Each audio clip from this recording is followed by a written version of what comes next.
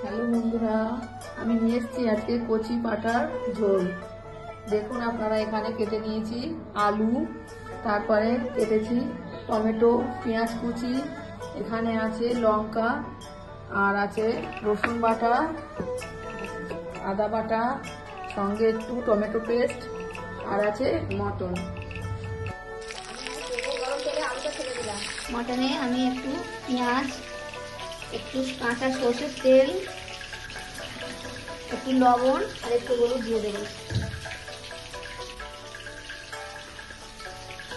হলুদ দিলাম, দিয়ে মাখালাম। আলুতে হলুদ দিলাম, এবার লবণ দিলাম, দিয়ে ভেজে তুলে নেব। ওটা ভেজে তুলে নিলাম। তেলের উপর একটা শুকনো লঙ্কা দিলাম, গোটা গরম মশলা দেবো, গোটা জিরে দেব, পেঁয়াজ লঙ্কা দিয়ে দিলাম।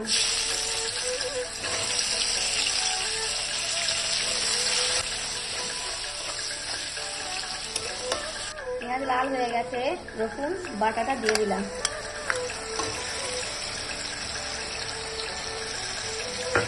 মাটন দিয়ে এবার নাড়াচাড়া করে কষিয়ে নেব ভালো করে।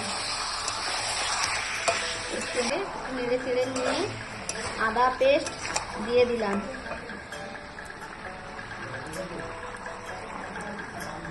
হলুদ গুঁড়ো দিয়ে দিলাম, হলুদ গুঁড়ো দিয়ে দিলাম।